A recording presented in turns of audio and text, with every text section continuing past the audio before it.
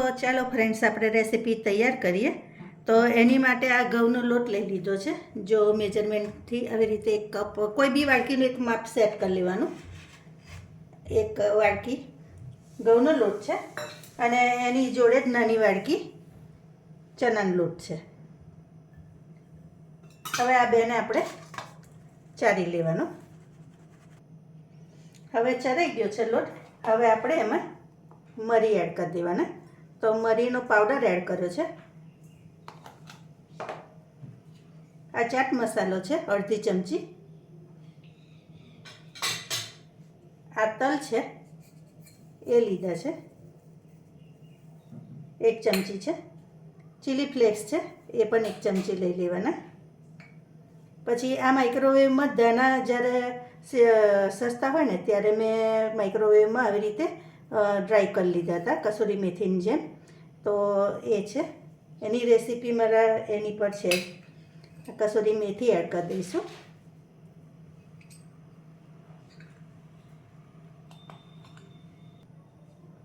હવે ટેસ્ટ પ્રમાણે મીઠું એડ કરી દેવાનું. મીઠું આમાં થોડુંક ઓછું હોય ને તો ચાલે, એટલે થોડુંક ઓછું રાખજો. હવે હળદર એડ કરી દઈશું. નાની ચમચી છે. અને લાલ મરચું 1 ચમચી, એ નાની ચમચી છે ને એ જ ચમચીથી લાલ મરચું લીધું છે. મરચુંને તમારા ટેસ્ટ પ્રમાણે વધઘટ કરી શકો.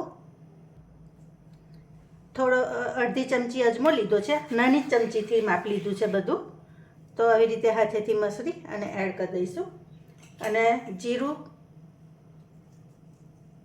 એડ કર્યું છે. હવે આમાં મોણ એડ કરી દેવાનું.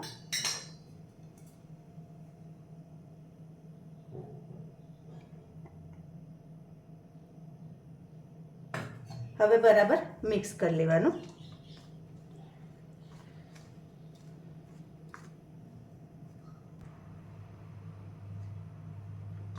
આવી રીતે બધું મિક્સ થઈ જાય એટલે આપણે થોડુંક પાણી એડ કરતા જઈએ અને કઠણ લોટ બાંધવાનો. બને એટલો ટાઈટ લોટ બાંધજો.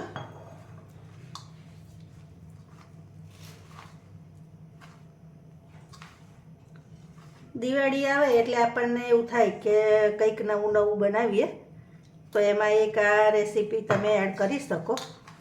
મહેમાનો પણ ખુશ થઈ જાય, ઘરના પણ ખુશ થઈ જાય એવી બનશે. તો જો ફ્રેન્ડ્સ, આવી રીતે લોટ બાંધી લેવાનો. હવે એને આપણે થોડુંક તેલ કરી અને ફરી કરી લઈશું. લોટને મસાડવો ખૂબ જરૂરી છે. તો આવી રીતે તમારે બરાબર બાંધતા પહેલાં છે ને બરાબર મિક્સ કરવાનો.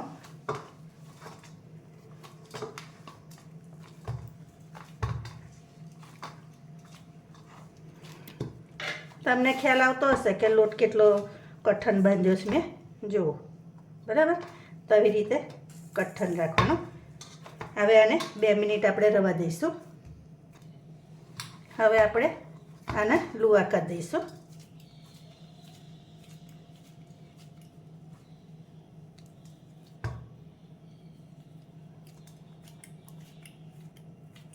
આવી રીતે લુવા કરી લેવાના. તો જો આપણા 5 લુવા થઈ ગયા છે. હવે આપણે એને ઢાંકીને રવા દઈશું. હવે આવી થાળી લઈ લીધી છે, એની પર આપણે તેલ ચોપડી દેવાનું અને આ 1 લુવું છે તેને લઈ લેવાનું. હવે આપણે આને વણી લઈશું. તો જો ફ્રેન્ડ્સ, આવી આપણે વણી લેવાની. હવે એની કિનારી આપણે કટ કરી દઈશું.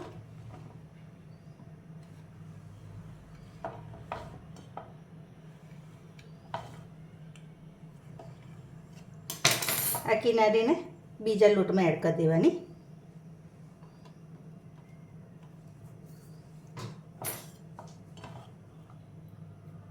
હવે આટલા પોરા કાપા કરીશું. હવે કાપા છે ને તમારે એક આવી રીતે ત્રિકોણ શેપ આપવાનો.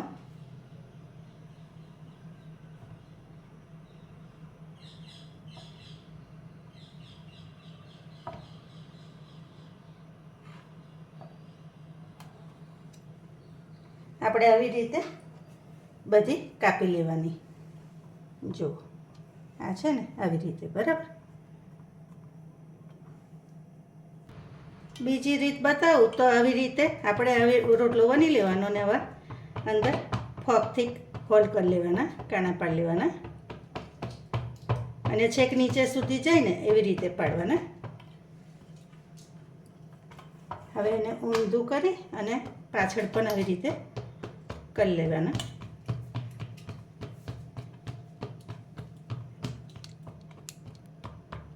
તો બરાબર. અને પછી હવે એને કટ કરવાના. શેપ તો તમે ચોરસ, ગોલ, તમને જે ગમે ને એ શેપમાં કટ કરી શકો, એવું છે નહીં ટ્રાયેંગલ શેપમાં જ રાખવું, બરાબર.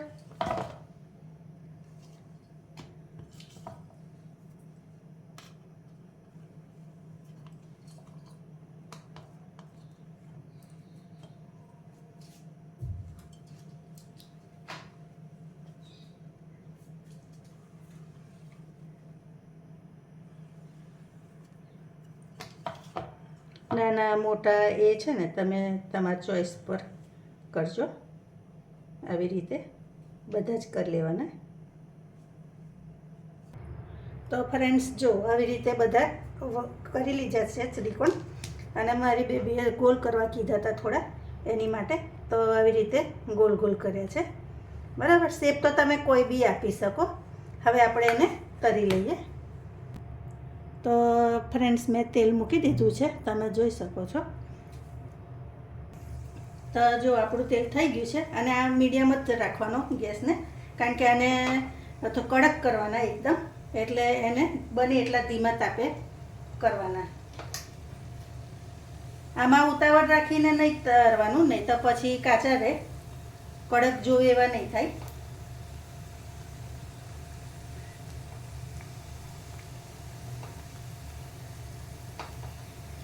એક વારમાં જેટલા આવે ને એટલા આપણે અંદર એડ કરીશું.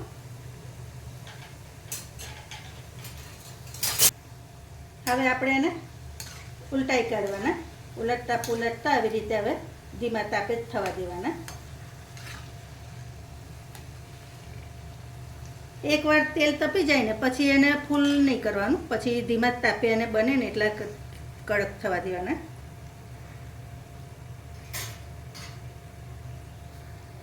હવે ગેસની ફ્લેમ મીડિયમ કરી છે મેં.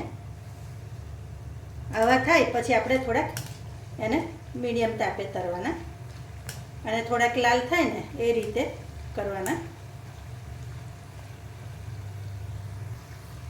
તો ઉલટતા પુલટતા આપણા શક્કરપાડા ના કહેવાય, ત્રિકોણિયા કહેવાય, એ થઈ ગયા છે.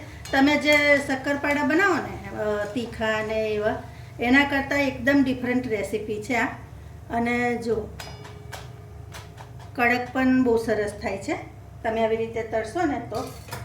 એટલે તમારે પણ આવી રીતે મીડિયમ, હવે આવું થાય ને તો એકવાર તળી ગયા પછી ફૂલ ગેસ કરી દેવાનો થોડો.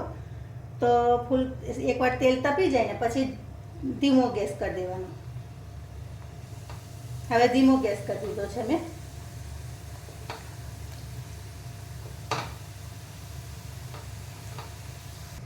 તો ફ્રેન્ડ્સ જો આપણા ત્રિકોણિયા તૈયાર છે, એની જોડે આ ગોળ પણ બનાવ્યા છે.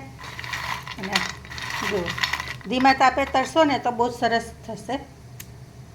જોયું એકદમ ક્રન્ચી થાય છે. તો તમે આ રીતે એકવાર ચોક્કસથી બનાવજો.